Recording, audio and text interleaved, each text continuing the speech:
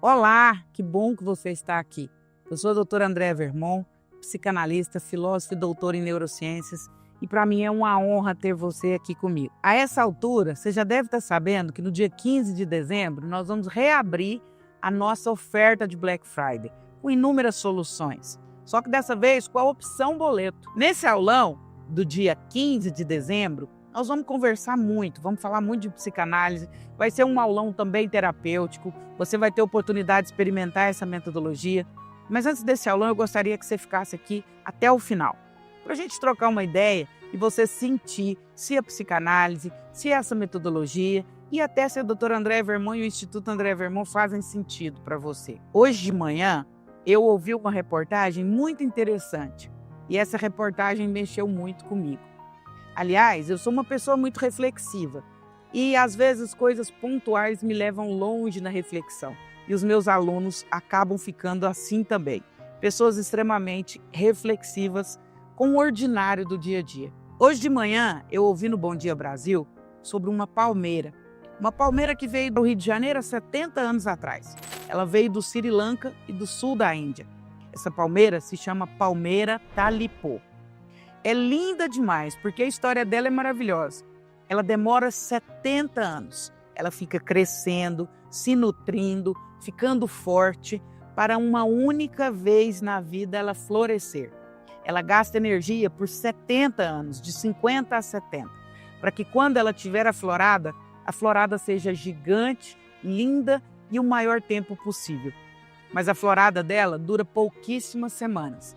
Depois as flores caem e a talipô morre logo após florescer, porque ela cumpriu a missão na vida dela, que era florescer, iluminar, lançar sementes o mais longe possível, e ela guardou 70 anos para isso. Isso me fez e me gerou uma reflexão muito interessante. Às vezes, para a gente acontecer, muita coisa dentro de nós precisa morrer. Às vezes, para se permitir florescer, primeiro é preciso se permitir morrer. Para que nós possamos lançar sementes de longevidade, às vezes é preciso morrer. Para cumprir a missão nessa vida, para chegar a ser tudo aquilo que a gente deveria ser nesta vida, muita coisa precisa morrer. E aí eu fiquei pensando na minha história. Quantos anos eu demorei para cumprir a minha missão e para chegar onde eu cheguei? E muita coisa precisou morrer dentro de mim. Eu fui essa talipô que inúmeras vezes durante a minha existência precisou morrer. O meu ego precisou morrer. Antigas profissões que eu achava que fazia sentido na minha história e na minha carreira precisaram morrer. Pessoas que não faziam sentido na minha história, relacionamentos precisaram morrer. Sonhos que eu imaginei que fossem meus precisaram morrer para que eu pudesse, enfim, florescer. Eu, parecida com a talipô, precisei demorar muitos anos para me nutrir, para me formar, para juntar energia, para completar tudo aquilo que eu queria ser nessa vida. E felizmente eu consegui, mas muita coisa precisou morrer dentro de mim. Às vezes a gente quer crescer, a gente quer mudar, mas a gente não quer permitir que coisas dentro de nós morram. A gente não quer que a preguiça morra, a gente não quer que a coragem renasça a partir dos nossos comportamentos. A gente não quer abrir mão de coisas que a gente achava importante. A gente não quer, inclusive, ter um sacrifício financeiro. Para que algo aconteça, algo precisa morrer antes. O trigo, para que ele deixe de ser semente, ele fica congelado meses debaixo da terra. E quando eclode, a semente morre para que o ramo possa crescer. Para que um grande jacarandá se transforme num grande jacarandá, a semente precisa morrer para que a árvore precise nascer. Eu queria que você refletisse comigo, para que em 2026 a sua melhor versão venha à tona. O que dentro de você precisa morrer? Os seus traumas, as suas dores, o seu orgulho, a sua forma de ver o mundo, a sua desistência, porque você talvez já tenha desistido de sonhar em relação a você. Talvez você já tenha desistido de sonhar da pessoa que você pode ser. O que em você precisa morrer para que você chegue à estatura que você foi pensado para essa vida? A semana passada eu estava num podcast e eu dizia isso no podcast. Eu sempre pedia para Deus, eu não quero levar para o caixão sonhos. Eu não quero levar para o túmulo sonhos e promessas. Tudo que tiver sido desenhado, tudo que o meu potencial, tudo que a minha competência estiver pronta para eclodir nesta existência, eu quero que ecloda. Eu tenho desespero de pensar que eu poderia morrer levando para o caixão sonhos, propósitos, projetos. Eu queria que você refletisse hoje comigo. Quais são os sonhos que ainda não se realizaram? Quais foram as promessas? Talvez você tenha sido aquela criança que um dia ouviu alguém dizendo: você é uma criança fantástica, você é muito inteligente. Talvez você seja aquela que alguém disse: você fala muito bem em público. E você até sonhou ser um palestrante, ou alguém que pudesse falar, ou um professor, mas esse sonho morreu dentro de você. Talvez você tenha uma facilidade de ouvir as pessoas te procuram para conselhos, você é uma pessoa lúcida, você é uma pessoa muito bem posicionada, em algum momento você até flertou com isso. Talvez isso poderia ser uma profissão. Eu gosto de ajudar as pessoas, eu gosto de ouvir as pessoas, eu tenho uma leitura da vida que é diferente, mas você abriu mão desse pensamento. Talvez você sonhou com uma nova profissão, algo que te desse dignidade, inclusive financeira, mas você se conformou com uma estatura que você não foi sonhado para ser. Algo grandioso pode acontecer na sua vida, mas para isso, algumas coisas precisam morrer. A grande Talipô floresceu agora no Rio de Janeiro, no bairro do Flamengo, e ela está maravilhosa. Pessoas estão indo do Brasil inteiro para assistir a florada. E o mais bonito, são tão grandes os cachos de flor, e aí você pensa, que pena, após florescer, em poucos dias ela vai morrer. Não, porque as flores que vão caindo também vão gerando novas sementes, novos projetos, novos sonhos, novas espécies que vão florescer e iluminar a vida de outras pessoas. Eu tenho certeza que 2026 é o seu ano, mas primeiro você precisa permitir que algumas coisas morram dentro de você, para que só aí você alcance a estatura que você foi sonhado. Isso não é história de automotivação. Aliás, nem é uma história motivacional. Aqui está uma fala provocacional. A psicanálise é uma ciência que te leva para esse mergulho dentro de você. Assim como a Talipô ficou 70 anos mergulhada dentro dela para só então explodir em florada. Ela só conseguiu fazer isso porque ela se fortaleceu internamente.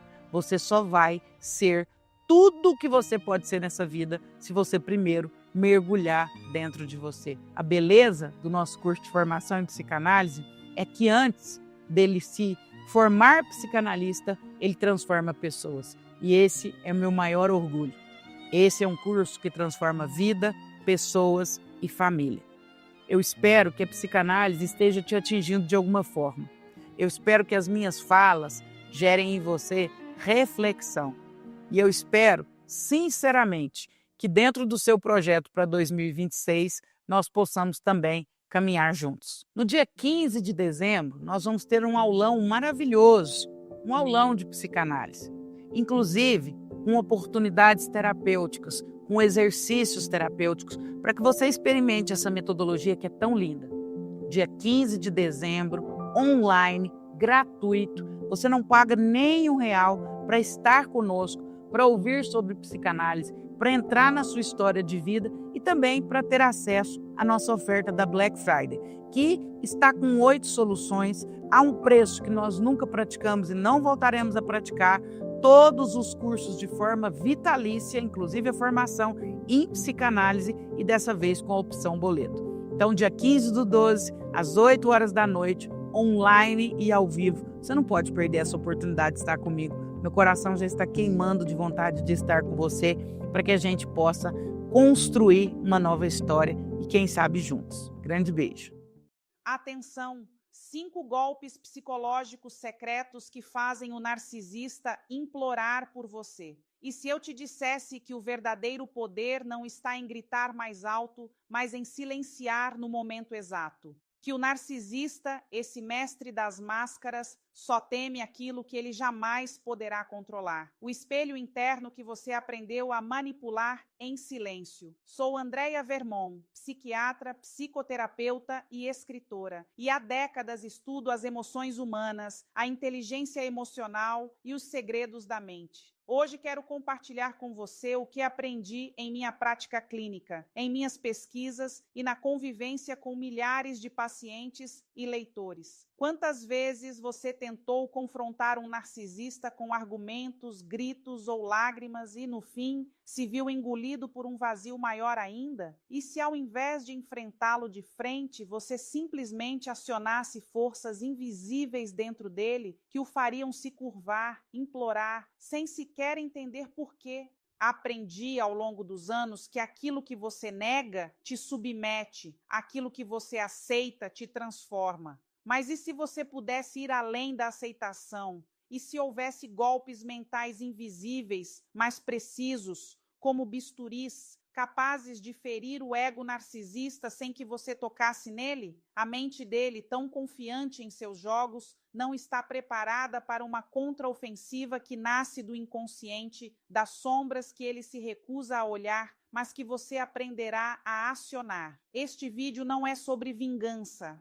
É sobre equilíbrio, é sobre devolver ao narcisista o próprio veneno, mas numa dose simbólica, silenciosa, devastadora. Aqui você não vai aprender truques baratos ou frases de efeito. Você vai acessar o subsolo da psique humana, onde a linguagem não é falada, é sentida, é intuída, é temida. E o mais curioso, quando você aplicar o que descobri ao longo de décadas, estudando as entrelinhas da alma, o narcisista não vai te odiar, vai te desejar, vai confundir sua força com fascínio, vai confundir sua ausência com dependência. Mas cuidado, uma vez que você veja o que está por trás da cortina, não há como desver. Este conteúdo não é para quem busca respostas rápidas, é para quem sente no fundo que está vivendo um padrão repetido, uma prisão invisível, um ciclo que já não faz sentido e que precisa ser quebrado com algo mais profundo do que lógica. Aqui, cada palavra carrega uma chave, cada metáfora é uma abertura de caminho e cada minuto perdido é um passo a mais na escuridão. Não é o narcisista que será destruído, será a imagem de poder que ele acredita controlar. E quando isso acontecer, ele não vai te atacar.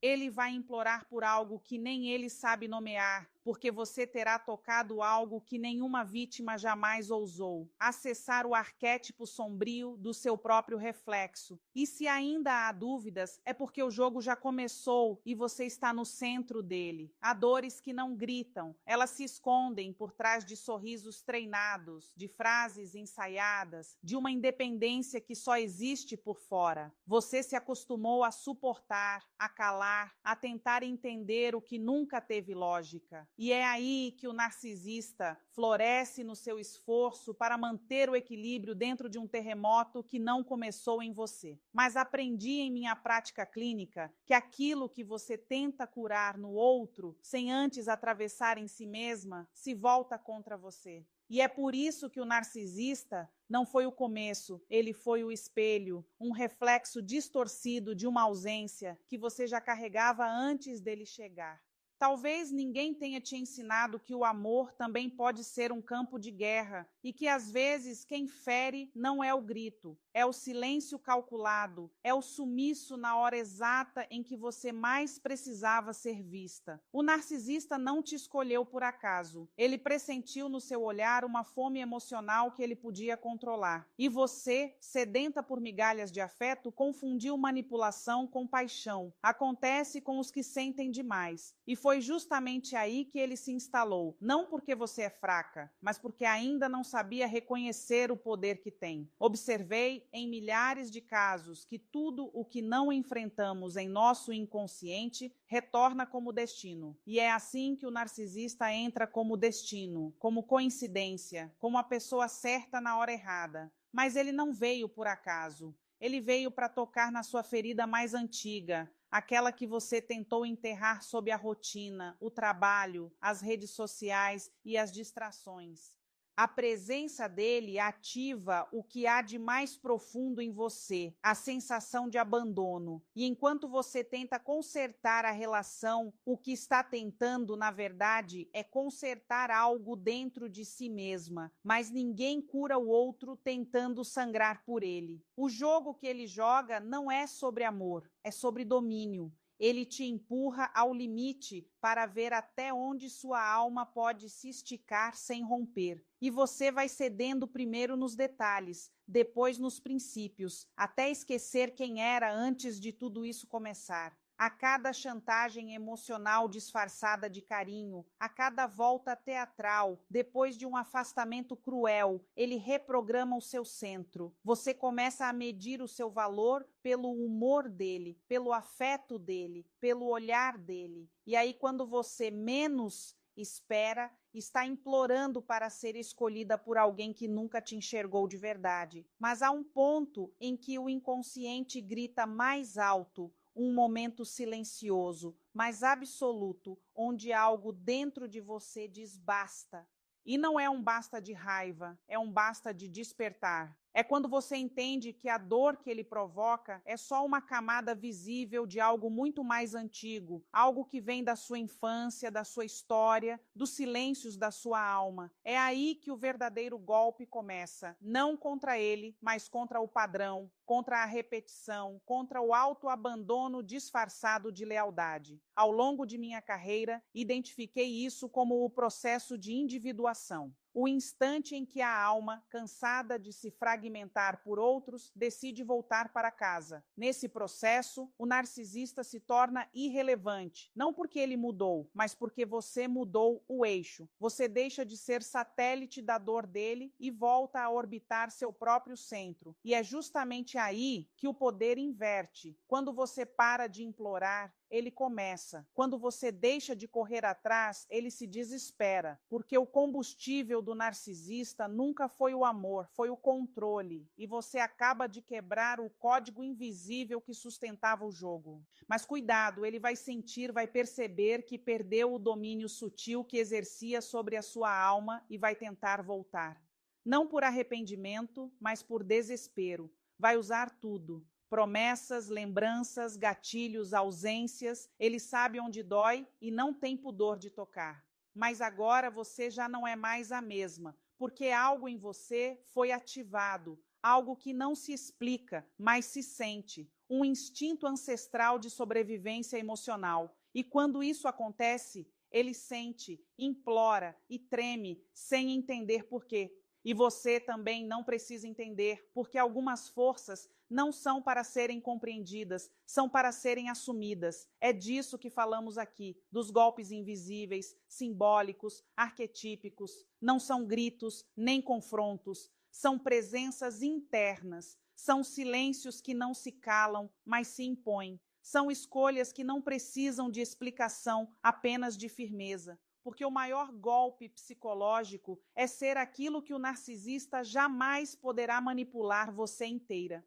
E se algo dentro de você está se contorcendo agora, se há uma lágrima contida ou um nó na garganta, não lute contra isso. É o seu inconsciente reconhecendo que algo verdadeiro está sendo tocado. E sei por experiência que a verdade, quando chega, não grita, ela apenas ilumina e nada volta a ser como antes. Se você está sentindo isso, continue, porque estamos apenas no começo da travessia. Você já sentiu que, mesmo em silêncio, o seu corpo gritava que havia algo em você tentando sair, como se uma parte esquecida estivesse tentando emergir após anos sendo abafada? Há um momento no relacionamento com um narcisista em que não é ele quem fala, é o eco da sua própria história sendo ativado, porque no fundo ele nunca foi apenas ele. Ele foi o pai ausente, a mãe que não escutava, a infância em que você aprendeu a agradar para não ser abandonada. E é por isso que, mesmo quando ele te destrói emocionalmente, uma parte de você ainda quer ser escolhida por ele, porque você acredita de forma inconsciente que só assim poderá finalmente curar tudo o que ficou para trás. Percebi ao longo dos anos que tudo aquilo que deixamos inconsciente acaba se tornando o roteiro secreto da nossa vida. E você começa a perceber que sempre esteve dançando a mesma música com parceiros diferentes. Você muda de rosto, mas a sensação é sempre a mesma. Você tentando ser boa o suficiente, presente o suficiente, leve o suficiente, desejável o suficiente para alguém que jamais será capaz de te ver. O narcisista apenas amplia o palco, mas o script é antigo, é ancestral, é o drama do abandono repetido em 1000 formas, e agora você finalmente o está enxergando. E aqui começa o segundo golpe, mas não se engane, ele não tem forma de ataque, ele tem forma de ausência, de distância, de neutralidade emocional estratégica. O segundo golpe psicológico secreto não é agir, é não mais reagir, é se tornar um vazio simbólico que obriga o narcisista a encarar a própria sombra, porque enquanto você luta, implora ou argumenta, ele se alimenta. Mas quando você se cala, não como quem desiste, mas como quem desperta, o jogo quebra, porque o narcisista não sabe lidar com nada. Ele só sabe manipular o que pulsa, o que sente, o que se doa. Esse silêncio, porém, não é comum. Ele não vem da raiva, ele vem da lucidez. E é isso que o torna letal. Você começa a ocupar um espaço que ele não controla, o da sua própria consciência. A ausência da sua reação é um espelho que o obriga a se ver sem o reflexo que você fornecia. E ele entra em colapso, começa a duvidar do próprio valor, da própria sedução, do próprio controle. Ele se perde porque o personagem dele só existia na presença da sua submissão emocional. Sem ela, ele implode, e essa implosão não tem som, mas tem consequência. Ele sente que está perdendo algo, mas não sabe o quê. E é justamente por isso que ele volta. Mas agora você já não está mais lá, pelo menos não como antes. Algo em você se fechou, como uma flor que compreendeu que não pode mais desabrochar para mãos que só sabem arrancar pétalas. Essa mudança é invisível, mas real. Você fala pouco, mas olha muito. Não precisa mais gritar. Seu silêncio virou presença, presença de si mesma. E o narcisista, que antes era o centro do seu mundo, agora gira em torno da ausência que você representa. Ele se confunde, ele se desespera, ele tenta entender, porque de repente tudo parece escorrer por entre seus dedos, mas esse silêncio, esse distanciamento, essa ausência estratégica tem um preço. Porque para sustentar esse segundo golpe, você precisará lidar com o medo do abandono, com a tentação de voltar a ser aquela que suplica, que tenta, que cede. E é aí que o verdadeiro combate acontece, não com ele, mas com a parte de você que ainda acredita que precisa mendigar por afeto para existir. Você vai ouvir essa voz. Ela vai implorar por reconciliação, vai trazer lembranças boas, vai sussurrar que talvez ele mude, que talvez você tenha exagerado, que talvez seja melhor tentar mais uma vez, mas você já sabe, essa voz não é o amor, é a carência falando com a voz da sua infância. Aprendi que a verdadeira transformação acontece quando encaramos nossas próprias trevas. E é exatamente isso que esse golpe exige, que você veja a criança ferida dentro de si e diga: agora eu estou aqui por você. Que você deixe de esperar que o outro te salve. Que você pare de dar poder a quem não te valoriza. Que você assuma o lugar de presença dentro da sua própria ausência. Porque quando você para de buscar validação fora, o narcisista entra em colapso interno e começa a implorar não por você, mas pelo reflexo dele que você levava consigo. Esse segundo golpe é cruel, mas necessário, porque ele quebra o ciclo. Ele cria o vazio simbólico que obriga o narcisista a encarar o próprio abismo. Mas, acima de tudo, ele devolve a você um poder que foi roubado há muito tempo, o de não precisar ser amada para se sentir inteira. É nesse ponto que você compreende algo profundo, que o verdadeiro abandono nunca foi ele ir embora. Foi você ter se abandonado para tentar segurá-lo. E agora que você voltou, tudo muda, porque a sua presença consigo mesma faz barulho até no silêncio, e o narcisista ouve, e o que acontece a seguir ninguém conta, porque esse tipo de virada não se ensina, se vive. E quando acontece, você não precisa mais se vingar, nem responder, nem provar nada. A sua ausência ativa a dor dele e sua presença com você mesma é o castigo final, porque o narcisista pode suportar tudo, menos ser ignorado por quem ele jurava controlar. E é nesse ponto que ele quebra, implora, persegue. Mas agora é tarde, porque algo em você morreu e nasceu ao mesmo tempo. Mas será que você está mesmo preparada para sustentar esse silêncio? Será que diante do próximo gesto dele você conseguirá não ceder? Porque esse golpe não é um ato, é um estado interno. E só os que atravessaram suas próprias sombras são capazes de sustentá-lo. Se você sente que ainda não consegue, fique, porque a jornada continua e o próximo mergulho vai te mostrar que há forças muito mais profundas do que o desejo de ser amada e que o narcisista, no fim, só foi o despertador do seu próprio renascimento. Você já percebeu como certas histórias continuam acontecendo mesmo quando tudo parece diferente? Lugares novos, rostos novos e ainda assim a mesma sensação sufocante, a mesma necessidade de provar algo, de ser vista, de ser escolhida, de ser suficiente. A repetição não é coincidência, é sintoma. Observei em consultório que vivemos o mesmo enredo até que ele seja compreendido, até que deixemos de culpar o outro. E olhemos para o roteiro que carregamos por dentro.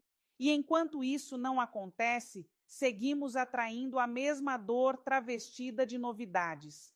É nesse ponto que o narcisista se torna mais do que um manipulador. Ele se torna o catalisador de uma alquimia psíquica. Ele não apenas fere, ele revela, ele tira da sombra aquilo que você tentou esquecer, o medo de ser esquecida. E para se proteger disso, você construiu uma armadura de entrega. Se doa, se anula, se dobra tudo para não ser deixada. Mas o paradoxo é cruel. Quanto mais você se abandona para não ser abandonada, mais atrai quem só sabe abandonar. A equação é invisível, mas implacável, e só se quebra com o terceiro golpe. Este terceiro golpe não é visível, não tem forma nem barulho. Ele acontece em silêncio, no escuro, como uma ruptura interna que não avisa quando chega. É o rompimento com o próprio enredo psíquico. É quando você deixa de tentar curar a ferida sendo ferida. É quando você para de procurar no outro aquilo que só você pode oferecer a si mesma. Aprendi que nada tem um efeito psicológico mais forte em uma criança do que a vida não vivida de seus pais. Mas e quanto da sua vida você também não viveu por estar ocupada tentando curar o que nem era seu? O narcisista percebe não racionalmente, mas instintivamente. Ele sente que algo escapou, que o jogo não está mais em suas mãos. E então começa a dança do desespero. Promessas, regressos, lembranças editadas, tudo para te reconduzir à narrativa antiga, porque se você escapa da história, ele também deixa de existir como personagem. O golpe não é sobre o que você faz com ele, é sobre o que você deixa de fazer por você. É um corte no script, uma recusa simbólica, uma morte interna do padrão. Mas romper esse enredo não é simples, porque ele vem amarrado à sua história de vida, ao que você aprendeu sobre amor, ao que viu na infância, ao que ouviu sobre si mesma. É uma rede psíquica que se estende por gerações, e quando você começa a puxar o fio, tudo treme. O passado, o presente, as certezas. Esse terceiro golpe exige coragem, não para enfrentar o outro, mas para enfrentar a verdade de que você passou anos tentando ser amada de uma forma que te adoecia. E o pior, acreditava que isso era amor. A transformação não acontece num grito, acontece numa manhã qualquer, quando você olha no espelho e simplesmente não reconhece mais aquela que aceitava tão pouco. A dor vem, mas vem junto de uma lucidez poderosa, brutal, que não te permite mais voltar. Você sente saudade, sim, mas sente mais saudade ainda de si mesma, da leveza que você perdeu tentando segurar um castelo de areia emocional. E nesse instante algo se quebra. Você não precisa dizer nada. O narcisista sente e se desestabiliza, porque o que ele mais teme não é sua raiva, é sua libertação. Quando você entende que não precisa mais ser desejada por ele, ele se desespera. Quando você não tenta mais provar o seu valor, ele tenta recuperá-lo por si. Quando você quebra o enredo, ele quebra junto, porque todo o jogo dele depende da sua permanência no papel da que espera, da que insiste, da que se culpa. O terceiro golpe é a negação desse papel, é o assassinato simbólico da identidade que você assumiu para ser amada. E há algo de profundamente doloroso e libertador nisso, porque ao romper com o enredo, você também perde partes de si. A versão que tolerava, a que se justificava, a que acreditava que precisava consertar o outro para merecer amor. Elas vão embora e por um tempo tudo parece vazio. É como se você não soubesse mais quem é, mas não se assuste. O vazio é fértil, é solo novo, é a preparação para a verdadeira identidade que emergirá, não baseada na dor, mas na presença. Esse terceiro golpe não deixa marcas visíveis, mas deixa cicatrizes psíquicas. Ele altera a frequência e o narcisista, mesmo sem entender, sente. Ele tenta, reage, se humilha porque ele sabe, mesmo que não saiba explicar, algo em você morreu e aquilo que ele manipulava já não existe mais. Ele implora, mas não é mais por você, é pelo controle que perdeu, pela narrativa que desabou, pelo reflexo que você não oferece mais. Mas você agora caminha diferente, mais leve, mais firme, carregando não mais o medo de ser deixada, mas a certeza de que não precisa mais se abandonar. Isso é o início do retorno para a casa interna, a alma, o centro, onde nenhum narcisista jamais poderá habitar. Quantas vezes você sentiu que precisava se diminuir para caber em alguém? Quantas vezes mediu suas palavras, recuou seus sonhos, filtrou suas vontades? Só para não incomodar, não provocar, não ser difícil? A convivência com o narcisista é um campo de distorção. Pouco a pouco você vai se apagando, mas nem percebe. Ele não te diz que você está errada. Ele te olha como se estivesse decepcionado. Ele não precisa te humilhar. Basta se ausentar no momento em que você mais precisa de apoio. Ele cria um clima de exigência que te obriga a performar o tempo todo. E quanto mais você se entrega, menos parece ser suficiente. Observei que todo ser humano carrega dentro de si o desejo profundo de individuação, o impulso arquetípico de se tornar quem se é de verdade. Mas com o narcisista, esse desejo é sabotado, porque ele se alimenta do seu não ser, da sua adaptação, da sua fragmentação. Ele precisa que você se quebre para que ele se sinta inteiro. Precisa que você se perca para que ele se sinta encontrado. E isso é o que torna o jogo tão cruel. Quanto mais você tenta amá-lo, mais longe fica de si mesma, até o dia em que a sua própria alma começa a implorar para voltar. É aí que nasce no fundo do fundo o quarto golpe. Ele não começa com uma decisão, começa com um colapso, um cansaço que não é físico, é existencial. Uma exaustão de sustentar uma versão que não é sua. Então, sem alarde, sem drama, você começa a se lembrar. Lembra de quem você era antes das exigências, antes do medo de perder, antes da necessidade de ser amada por alguém emocionalmente indisponível. E esse lembrar é como uma faísca, discreta, mas suficiente para acender uma fogueira. O quarto golpe psicológico secreto é a retomada da sua autenticidade silenciosa. Não é um grito de liberdade, é uma vibração nova. Você não se posiciona para ser notada, você apenas para de se esconder. E isso para o narcisista é intolerável, porque ele não sabe lidar com quem se basta. Ele precisa de alguém que gire em torno dele. Quando você começa a se bastar, ele gira em falso. Tenta entender onde foi que te perdeu, mas você já sabe. Pare de tentar fazer com que ele sinta sua falta desaparecendo. Eu sei que isso soa contraditório, mas aqui está o que ninguém te conta sobre a psicologia masculina. Quanto mais você tenta fazer com que ele sinta sua falta, mais esquecível você se torna. E eu vou provar isso para você nos próximos minutos. Consciência, psicologia de verdade e estratégias que realmente funcionam. Sou Andréia Vermont, psiquiatra, psicoterapeuta e escritora. E há décadas estudo as emoções humanas, a inteligência emocional e os segredos da mente. Hoje quero compartilhar com você o que aprendi em minha prática clínica, em minhas pesquisas e na convivência com milhares de pacientes e leitores. Neste momento, você provavelmente está fazendo uma de três coisas. Ou está dando a ele tudo o que ele quer quando ele quer, ou está se fazendo de difícil, esperando que ele corra atrás, ou está presa naquele meio termo, tentando ser perfeita e se perguntando por que ele está perdendo o interesse.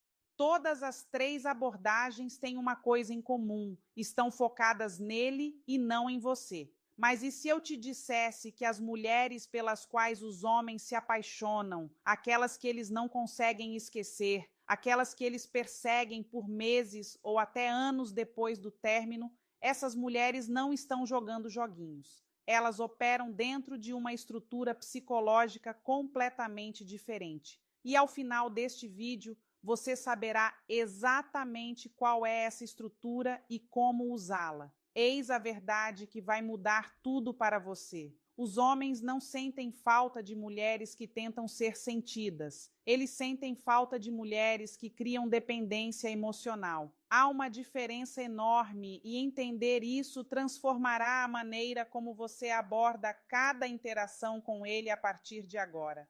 A maioria dos conselhos diz para você se afastar, ser misteriosa, não mandar mensagem primeiro. Isso é coisa de amador, são táticas.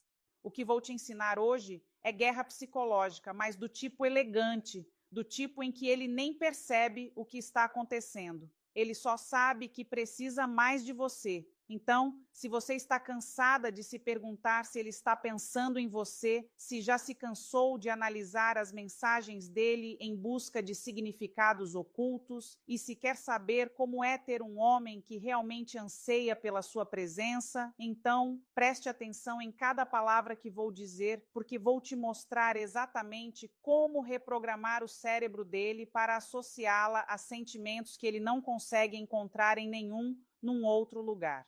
Vamos começar com a maior mentira que já te contaram sobre fazer os homens sentirem sua falta. Preparada? A mentira é que a ausência faz o coração ficar mais apegado. Não é assim que o cérebro masculino funciona. A ausência sem significado emocional apenas gera indiferença. Mas a ausência após um impacto emocional cria obsessão. Pense na sua música favorita.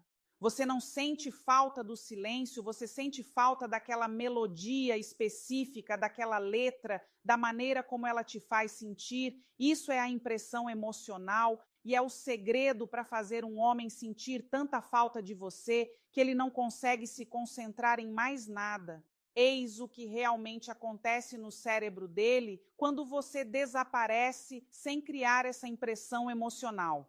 Primeiro, nada. Literalmente nada. A mente dele não te procura porque não há nada significativo para procurar. Você se torna um ruído de fundo que parou de tocar e ele mal percebe a diferença. Mas quando você entende como criar o que eu chamo de abstinência emocional, algo fascinante acontece. O cérebro dele começa a buscar ativamente os sentimentos que você lhe proporcionava. Não você especificamente, mas a maneira como ele se sentia perto de você. E quando ele não consegue encontrar esses sentimentos em nenhum outro lugar, é aí que a verdadeira saudade começa. Em minha prática clínica, observei uma resposta neuroquímica fascinante que ocorre quando alguém sente prazer e, em seguida, esse prazer é repentinamente retirado. O cérebro libera a dopamina, não quando conseguimos o que queremos, mas quando estamos antecipando a conquista do que queremos. Essa antecipação cria um ciclo de desejo intenso que é incrivelmente poderoso. Muitas mulheres ativam esse ciclo ao contrário. Elas fornecem doses constantes de dopamina por meio de mensagens de texto, atenção e disponibilidade. Depois se perguntam: por que se afastarem não gera desejo? É porque elas nunca criaram a lacuna de antecipação em primeiro lugar. Então, como criar um distanciamento emocional em vez de simplesmente desaparecer? Tudo começa com a compreensão dos 3 tipos de memória emocional que os homens formam em relação às mulheres. O primeiro é a memória de conforto. Essa é segura, previsível, agradável. Ele se lembra de você com carinho, mas não sente desejo. O segundo é a memória de atração. Essa é física, excitante, mas geralmente superficial. Ele te deseja fisicamente, mas não sente sua falta especificamente. Mas o terceiro tipo é onde a mágica acontece. Chama-se memória de identidade. É quando você o faz se sentir uma versão melhor de si mesmo, quando você ativa partes da personalidade dele que ele ama, mas raramente consegue expressar. Quando você o vê de uma forma que o faz se sentir mais vivo, mais capaz, mais interessante do que ele normalmente se sente, a memória de identidade é viciante porque está ligada à autoestima dele. E quando você está longe, ele não sente apenas a sua falta, ele sente falta de quem ele é quando está com você. Essa é a diferença entre alguém esquecer que você existe e alguém passar noites em claro se perguntando quando vai te ver de novo. A seguir, vou te mostrar exatamente como criar memória de identidade em qualquer homem, independentemente de quanto tempo vocês se conhecem ou qual já a sua situação atual. Mas primeiro, deixe-me falar sobre a única coisa que destrói a memória de identidade mais rápido do que qualquer outra coisa: a previsibilidade. Quando um homem consegue prever suas reações, sua disponibilidade, suas respostas, sua energia, você se torna emocionalmente plana na mente dele. Não há mistério, nenhuma descoberta, nenhum motivo para o cérebro dele continuar tentando te decifrar. Mas é aqui que fica interessante. Imprevisibilidade não significa ser volúvel ou inconsistente. Significa ser emocionalmente dinâmica. Significa mostrar diferentes facetas de si mesma em momentos inesperados. Significa ser carinhosa e conectada num dia e misteriosamente ocupada no outro. Não porque você esteja jogando joguinhos, mas porque você tem uma vida rica e plena da qual ele vislumbra momentos. As mulheres mais magnéticas que observei ao longo dos anos são assim. Elas estão presentes quando querem estar presentes e ausentes quando querem estar ausentes. Não há desespero, nem análises, nem dúvidas se estão fazendo a coisa certa. Elas fluem com a própria energia e deixam os homens se adaptarem ao ritmo delas em vez do contrário. Isso cria o que eu chamo de efeito montanha-russa emocional. Não o tipo prejudicial em que você oscila entre o calor e o frio, mas o tipo intrigante em que ele nunca sabe ao certo qual versão de você vai encontrar e todas elas o fascinam. Agora deixe-me mostrar exatamente como criar uma memória de identidade com qualquer homem a partir de hoje à noite. A chave é aprender a refletir para ele as partes de si mesmo que ele ama, mas que não consegue expressar com frequência suficiente. Todo homem tem aspectos ocultos da sua personalidade, dos quais se orgulha, mas raramente demonstra. Talvez ele seja engraçado, mas trabalhe num emprego sério. Talvez seja criativo, mas passe a maior parte do tempo sendo prático. Talvez seja aventureiro, mas leve uma vida rotineira. Talvez seja inteligente, mas esteja rodeado de pessoas que não apreciam esse seu lado. Sua missão é se tornar a mulher que enxerga e celebra esses aspectos ocultos. não de forma óbvia, mas sutilmente. Quando ele fizer uma piada, não ria simplesmente. Diga que ele tem um senso de humor único. Quando ele compartilhar uma ideia, não concorde apenas. Diga que ele tem uma mente interessante. Quando ele correr um pequeno risco, reconheça seu espírito aventureiro. Eis a chave. A maioria das mulheres elogia os homens por coisas óbvias, sua aparência, seu trabalho, seus bens. Mas os elogios que criam uma memória de identidade são aqueles que reconhecem traços de caráter, peculiaridades da personalidade e maneiras de ser que ele valoriza, mas raramente ouve serem reconhecidas. Quando você faz isso consistentemente, algo mágico acontece no cérebro dele. Você passa a ser associada à versão favorita dele de si mesmo, e os homens se tornam viciados em pessoas que os fazem sentir-se no seu melhor.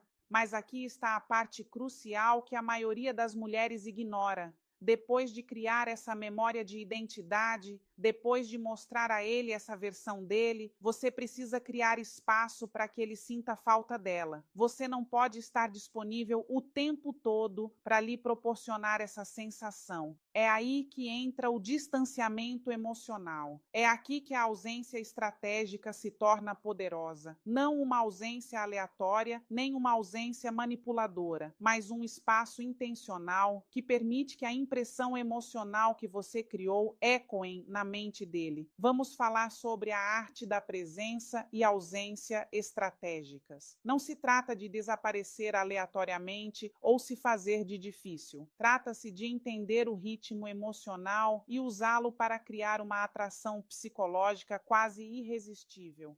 Aqui está a estrutura que desenvolvi ao longo de décadas observando relacionamentos bem-sucedidos. Eu a chamo de método dos picos e vales. Você cria picos emocionais por meio de conexões significativas e vales através da ausência estratégica. O contraste entre esses dois estados é o que cria o desejo. Durante os momentos de ápice, você está totalmente presente, você está envolvida, você está mostrando aquela parte oculta de si mesma, você está refletindo as melhores qualidades dele, você está criando profundidade emocional. Essas interações não precisam ser longas. Às vezes, os apps mais poderosos são momentos breves, porém intensos, de conexão. Então, em vez de manter essa mesma energia constantemente, você cria um vale, você se torna menos disponível, não de uma forma fria, mas de uma forma misteriosa. Você tem outras coisas acontecendo, você nem sempre está disponível, você está vivendo a sua vida e ele consegue fazer parte dela às vezes, não o tempo todo. O período do vale é crucial porque é quando a mente dele processa o que aconteceu durante o ápice, é quando a memória emocional se solidifica, é quando ele começa a ansiar pela próxima experiência de ápice com você. A maioria das mulheres tem medo dos vales. Elas pensam que isso significa perder a conexão, mas os vales são, na verdade, o que tornam os apps significativos. Sem contraste, não há intensidade. Sem espaço, não há saudade. Veja como aplicar isso na vida real. Digamos que você tenha uma conversa incrível com ele numa noite. Ótima conexão, risadas, profundidade. Esse é o ápice. Em vez de tentar recriar essa mesma energia imediatamente por mensagens ou ligações, você dá espaço. Você se torna um pouco menos disponível nos próximos 1 ou 2 dias. Você o deixa absorver essa experiência positiva sem diluí-la. Durante o período de afastamento emocional, você não o ignora completamente, mas também não o procura.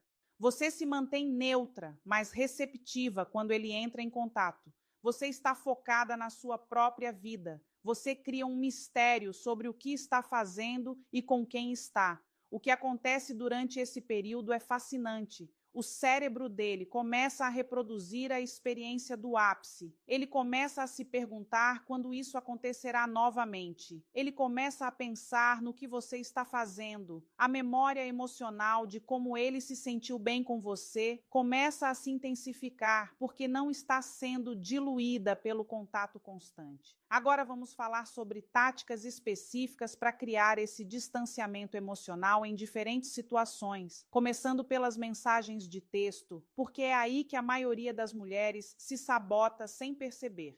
O maior erro que as mulheres cometem com mensagens de texto é tratá-las como uma conversa, em vez de como moeda de troca emocional. Cada mensagem deve gerar expectativa, criar intriga ou reforçar a memória da relação. Enviar mensagens apenas para preencher o silêncio ou manter contato constante. Na verdade, funciona contra você.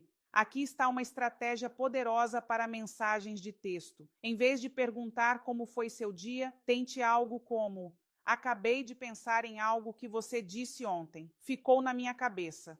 Então, não explique imediatamente. Deixe que ele pergunte o que era. Isso cria curiosidade e mostra que ele está se esforçando para manter o contato mesmo quando vocês estão distantes. Outra abordagem é a mensagem de retorno. Mencione algo específico de uma conversa anterior que tenha mostrado a personalidade dele de forma positiva. Vi algo hoje que me lembrou daquela história que você contou sobre sua viagem ao Japão. Seu lado aventureiro é muito atraente. Isso reforça a memória da relação enquanto gera uma pequena dose de dopamina. Mas aqui está a chave para as mensagens de texto. Não esteja constantemente disponível para responder. Não tente acompanhar o tempo de resposta dele. Não se sinta obrigada a manter as conversas. Às vezes, envie algo interessante e depois desapareça por algumas horas. Deixe-o se perguntando o que você está fazendo.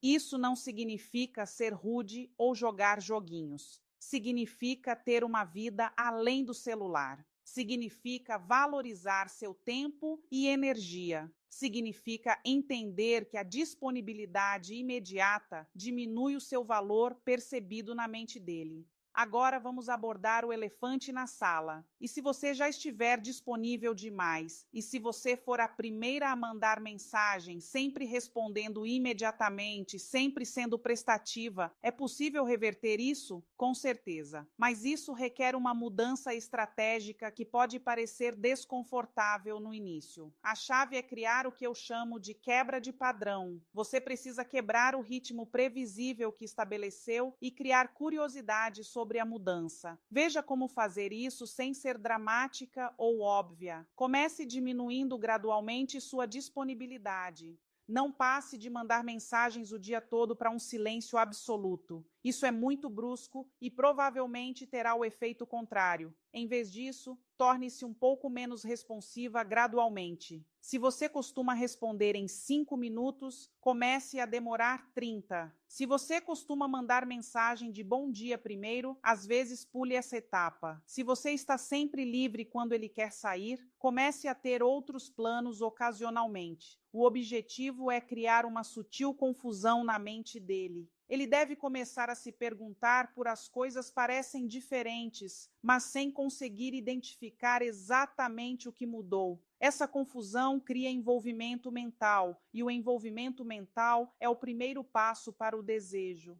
Em minha experiência clínica, observei que quando alguém está sempre disponível, o cérebro o categoriza como um recurso que sempre estará lá. Não há urgência, nenhum medo de perda, nenhum motivo para priorizá-lo. Mas quando a disponibilidade se torna incerta, o cérebro recategoriza essa pessoa como algo que pode ser perdido, o que desencadeia um comportamento de busca. Mas você precisa ter cuidado durante essa transição. Não se torne fria ou distante. Não o castigue por sua disponibilidade excessiva anterior. Simplesmente torne-se mais seletiva sobre quando e como você interage. Mostre a ele que seu tempo e energia são recursos valiosos que ele precisa conquistar para ter acesso. Agora vamos falar sobre o cenário pós-érmino, porque é quando os princípios do afastamento emocional são mais eficazes. Se você terminou recentemente com alguém e quer que essa pessoa sinta muita saudade, a primeira coisa que você precisa entender é que seus instintos provavelmente estão errados. Seus instintos estão dizendo para você entrar em contato, explicar, consertar as coisas, mostrar a ele o que ele está perdendo. Todos esses instintos trabalham contra você. Eles diminuem o mistério, reduzem seu valor e impedem que o processo de afastamento emocional funcione. Em vez disso, você precisa desaparecer completamente por um período significativo, não apenas do celular dele, mas de toda a consciência dele, sem interação nas redes sociais, sem aparecer onde ele possa estar, sem contato por meio de amigos em comum. Você precisa se tornar um fantasma. Mas aqui está o que torna isso diferente dos conselhos típicos de contato zero. Enquanto você estiver ausente do mundo dele, você não estará sentada esperando que ele entre em contato. Você estará ativamente melhorando sua vida de maneiras que o surpreenderiam se ele soubesse delas. O efeito psicológico dessa abordagem é devastador no melhor sentido possível. Enquanto ele espera que você corra atrás dele, que se quebre, que precise dele, você se torna alguém que não precisa de ninguém. Essa contradição cria uma dissom cognitiva que alimenta pensamentos obsessivos. Vamos falar sobre os erros que destroem o distanciamento emocional e fazem com que você seja esquecível em vez de inesquecível. O primeiro e maior erro é quebrar a sua própria ausência. Você cria espaço, ele começa a sentir sua falta, você sente a atração e então entra em contato porque também sente falta dele ou porque tem medo de perdê-lo. Isso destrói completamente a estrutura psicológica que você construiu. Mostra a ele que sua ausência não foi porque você tinha coisas melhores para fazer, foi porque você estava jogando um jogo. E quando ele percebe que é um jogo, ele para de jogar. O verdadeiro distanciamento emocional só funciona quando é autêntico, quando você realmente tem uma vida tão plena que não precisa de contato constante com ele, quando sua ausência é um resultado natural das suas prioridades e não uma jogada calculada para chamar a atenção.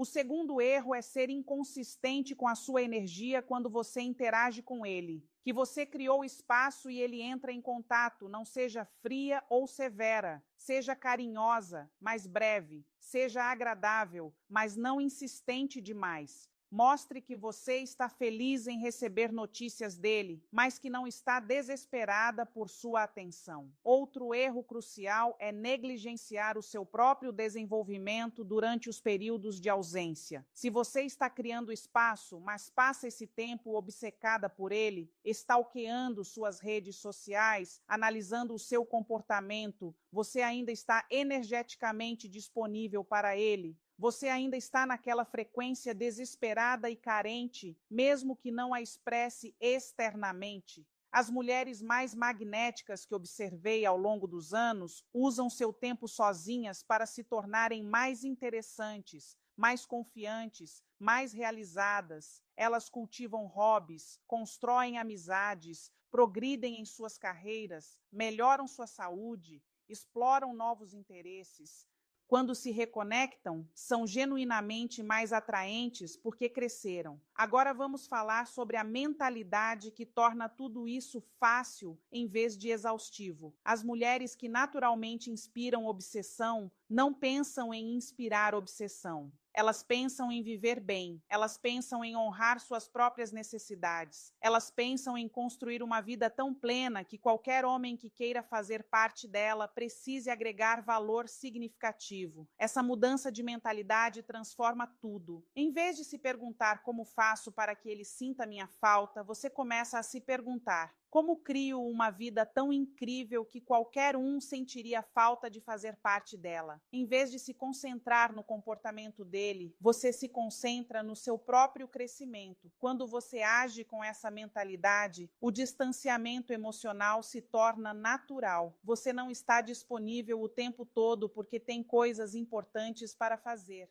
Você não manda mensagens constantemente porque tem outras fontes de satisfação. Você não corre atrás porque não está agindo por carência. Esse foco autêntico em si mesma cria a forma mais poderosa de atração, porque não é carência nem manipulação. É simplesmente magnético. Em minha prática, observei que os homens são atraídos por mulheres que estão genuinamente satisfeitas com suas próprias vidas, porque essa satisfação é rara e atraente. Vamos criar seu plano de ação para se tornar a mulher que ele não consegue esquecer. Não se trata de seguir regras cegamente. Trata-se de entender os princípios e adaptá-los à sua situação específica. O primeiro passo é a quebra imediata de padrões. Se você tem estado muito disponível, a partir de hoje, reduza seu tempo de resposta em 50%. Se você costuma responder em 5 minutos, espere 10. Se costuma responder imediatamente, espere 1 hora. Essa pequena mudança criará curiosidade imediata sem ser drástica.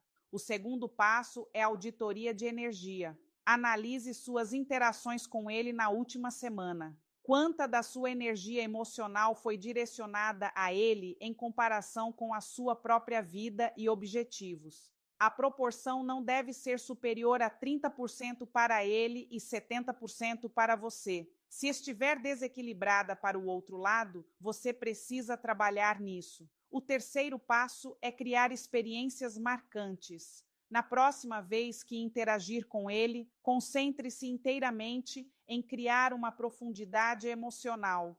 Faça perguntas que revelem a personalidade dele. Compartilhe algo genuíno sobre você. Faça-o rir. Crie um momento que se destaque das interações típicas. O quarto passo é a ausência estratégica. Depois de criar essa experiência marcante, fique menos disponível por 48 a 72 horas. Não inicie contato. Concentre-se na sua própria vida. Deixe ou aproveitar essa experiência positiva sem diluí-la. O quinto passo é a implementação consistente. Esta não é uma estratégia pontual, é uma nova forma de agir. Continue com o ritmo de altos e baixos. Continue priorizando sua própria vida. Continue sendo seletiva sobre quando e como você se envolve. E se ele não responder da maneira que você espera, isso é crucial entender. Nem todo homem responde bem ao distanciamento emocional. E essa é uma informação valiosa. Se alguém não sente sua falta quando você não está constantemente disponível, significa que a conexão não era tão profunda quanto você pensava. Não leve para o lado pessoal. Algumas pessoas simplesmente não são energeticamente compatíveis com você. Alguns homens preferem mulheres que estão sempre disponíveis porque é mais fácil e exige menos esforço da parte deles. Esses não são os homens que você quer. De qualquer forma, o homem certo para você responderá ao seu aumento de autoestima e seletividade, melhorando a própria presença. Ele se dedicará mais a passar tempo com você. Ele estará mais presente quando vocês estiverem juntos. Ele começará a valorizar o acesso a você porque perceberá que não é garantido. Lembre-se, o objetivo não é manipular alguém para que ele te queira. O objetivo é apresentar a versão mais atraente de si mesma, que é a de uma mulher que se valoriza o suficiente para ter limites e padrões. Então, sim, eu te dei estratégias específicas para criar distanciamento emocional e fazer os homens sentirem sua falta. Mas a verdadeira mágica acontece quando você usa essas estratégias para se reconectar com o seu próprio poder e valor. Quando você se lembra de que não está tentando convencer ninguém a te querer, você está simplesmente sendo seletiva sobre quem terá acesso à mulher incrível que você já é.